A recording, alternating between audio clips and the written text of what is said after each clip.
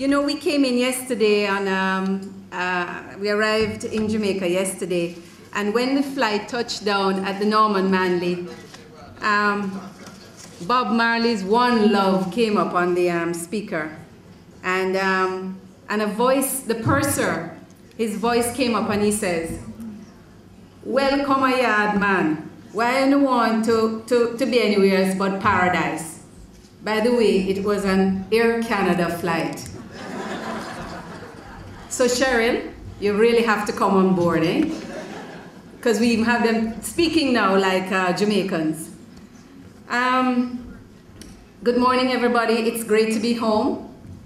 And if I'm greeting you as a real Canadian, I'd say bonjour à tous. Je vous transmets la salutation du Canada et la Jamaïque grand retrouvaille. I bring greetings from Canada and the Grand Jamaica Homecoming. I hope Celia doesn't give me marks for that accent. Mina, thank you so much for chairing this event. Your outstanding record of leadership is well known in Jamaica, the Caribbean, and of course parts of Canada. So we are lucky to have you. Thanks to Ministers Grange, who is a homecoming champion and who got it and who encouraged it, and to Minister Tufton and Joe Matalon and all the speakers this morning, and particularly thanks to you for coming and staying and engaging in this wonderful initiative. It has been a productive week for us this week, but a particularly difficult week. We lost a dear friend who in fact was part of our homecoming team, and an amazing son of Jamaica, Carl Chang, who died suddenly on Tuesday. Carl would have been here today. So Carl, this one's for you. You know, I'm not going to go over what has already been said by everybody. And in fact, it's all very well documented in the kits that you have. Only just to say that our main objectives are ambitious and we believe doable. And that is to develop a national awakening amongst Jamaican Canadians and other communities in Canada to connect with Jamaica. To assist Canadians to learn about Jamaica's rich cultural heritage through awareness building and educational activities. To promote and encourage investment interests in Jamaica's economic sector, and to promote and provide support for educational, cultural, and philanthropic endeavors in Jamaica and encourage further development. We're now at a point where the convergence between the diaspora and Jamaica is coming together, and the potential is great, and the potential is exciting. So I'll now ask Tony Spooner, or Antoinette Spooner, to give some full details. And by the way, don't let that Canadian accent fool you. Tony was actually born here in Jamaica, but left when she was 5 years old. So please give her a big Jamaican welcome. She's connecting for the first time in 15 years. Grand Jamaica Homecoming has taken on a life of its own. There are roughly 300,000 people in Canada who claim Jamaica as part of their heritage. 4 generations of people that have a love and an affinity for the island, this island paradise.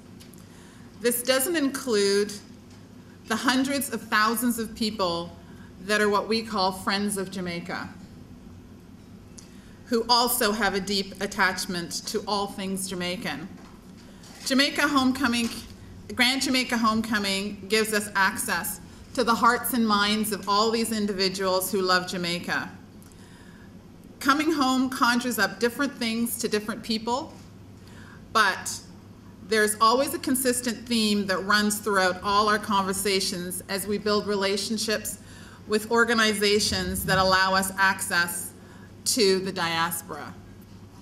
As the 50th anniversary of independence draws close, there is a passion and an overwhelming desire to work together, both the greater diaspora and Jamaicans here at home, to leverage the resources, the talent, the capability, and most of all, the ideas to build a better future. With over 50 organizations and groups across Canada, a growing number of the same worldwide, and our diplomatic corps sharing the homecoming vision by spreading our messages, rallying their members, and looking for ways that they can come home to make a difference, homecoming will definitely be a success. Homecoming adds to the marketing of a phenomenal brand called Jamaica. But there's more. With that marketing, we're opening the doors to the broader society, the broader diaspora. We are looking at building communities through our website. Our monthly email newsletter reaches roughly 200,000 people across Canada and outside of Canada as well. One of the things that was very exciting to us, really from out of the gate, was we created a homecoming video to a song that Grub Cooper wrote specifically for this movement called Come Home Video. One of our loyal supporters put together a picture segment of a number of different things relating to Jamaica. We put that song and video on YouTube, I believe it was August the 1st, and within 8 weeks, we had over 40,000 views of that video. So the connections are there, and the connections can be made quickly, and they can be made very, very easily. This is about awareness building, building greater understanding of the wealth and possibilities here in Jamaica, whether that is in tourism, real estate, finance, commerce, small business, and education, and creating win-win scenarios for investments and giving forward. We can talk about Jamaica in abstract. We can't talk about Jamaica in abstract or from a distance and be credible. You need to have a voice of the people to do everything. That is why Grand Jamaica Homecoming established an advisory council. I'm proud and honored to announce today that the Honorable Douglas O'Rain will be the honorary patron of Grand Jamaica Homecoming Advisory Council.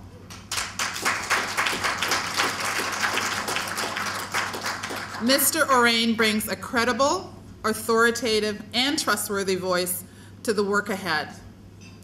I'd now like to call Mr. O'Rain to tell us more about the Advisory Council and its place in the homecoming movement. Good morning, friends. It's a great warm feeling to be here because we have the diaspora here at home, and we have what I now term mainland Jamaica present, which is those of us who actually physically live here. Let me share a little background as to why I feel so passionate about this movement. I went abroad when I was 17 years old to live in Glasgow, Scotland, to study engineering, and it was there that I really realized how passionately Jamaicans overseas feel about their own country, because I met and interacted with so many Jamaicans who had migrated to the United Kingdom and lived in Scotland, and they had this incredible desire to keep in touch. And it's something that has stayed with me from that time. In fact, that's what we have actually made Grace Kennedy's strategy, which is to satisfy the unmet needs of our Caribbean people wherever we live in the world. But there was this resonance from then that struck me. And what I realized this movement is doing is to tap into exactly that. And that's why I'm so happy to be part of it. So thank you for choosing me. But how does one actually make it happen? This is about finding a way to give forward.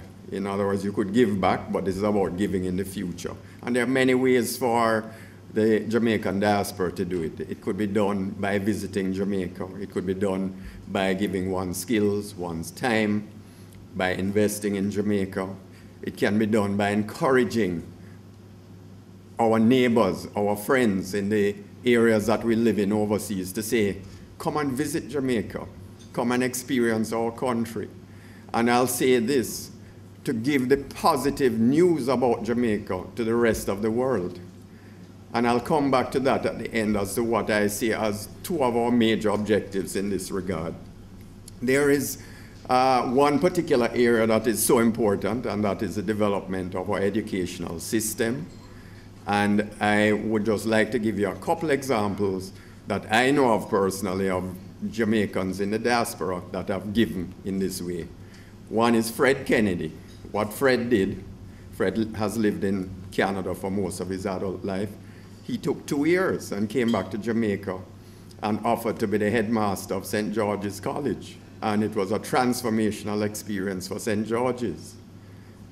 Another example is Mary Ann Chambers, a retired Bank of Nova Scotia executive, and who then went on to a second life as a politician and became a minister of government in the Ontario government.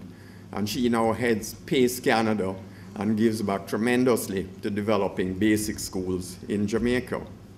There are so many other stories like this that are unknown, but if only we knew more about it, it would catalyze others to do similarly. Of course, there's the ones that we know about so well. So what are the 2 objectives that I see that I'd like to play out by the end of 2012? The first one is that every member of the Jamaican diaspora becomes a sales agent for our country, Jamaica, and recognizes that their role is to say, Jamaica is a great place. Find a way to reconnect, whoever they speak or work with. And the second one is for us, Jamaicans at home, to make every member of the Jamaican diaspora welcome, whether they physically return or whether they reconnect through many of the ways that we have identified and will identify in the future. I am so excited about this, and I'm looking forward to making this happen in a way that will create that 5 million nation to be a true reality as we celebrate our 50th anniversary. Thank you. Ladies and gentlemen, I share with you, I think of Dougie as the man of all seasons, spring, summer, fall, and winter. He really gives off his time, his intellect, and his wallet. And for me, he's the consummate leader in Jamaica, and he's my mentor. Even in retirement, he still is my mentor. So Dougie, thank you. Thank you, Donit and Tony as well. And I'm reminded to ask you all to visit the Grand Jamaica Homecoming Facebook page by clicking on like. For those of you who are not into Facebook, L-I-K-E. So ladies and gentlemen, I promised, and I'm going to deliver, by getting you out here by 9, because I know you need to do some networking, some more commitments, and all that. But it's certainly been an exciting and informative morning, a morning when we feel energized and extremely proud to be a Jamaican. So certainly, we look forward to Jamaica 50, Minister. We can do so much more, and we look forward with great anticipation and enthusiasm. And like Dougie says, I encourage you to, a number of us have enough family and friends in Canada and overseas. So we encourage you to let them become ambassadors or true salespersons, sales agents for Jamaica in everything that they do. So I want to end by thanking you all for coming. Minister Grange, really appreciate your taking the time to be with us today. Alistair, thank you so much for representing the Canadian government. Honorable Douglas Serrain, Honorable Raymond Chang, all our sponsors who are on board. And I must tell you that Knutsford Court is one of our presenting sponsors. So thank you, Knutsford Court. I know there are a number of other sponsors here, and I saw Vincent earlier. I'm not sure he's still here. I'm sure he's going to be a big sponsor. I said to him, is Tasty in Toronto yet?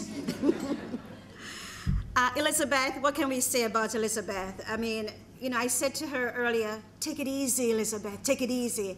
And she said, boy, after Monday, I'll take it easy.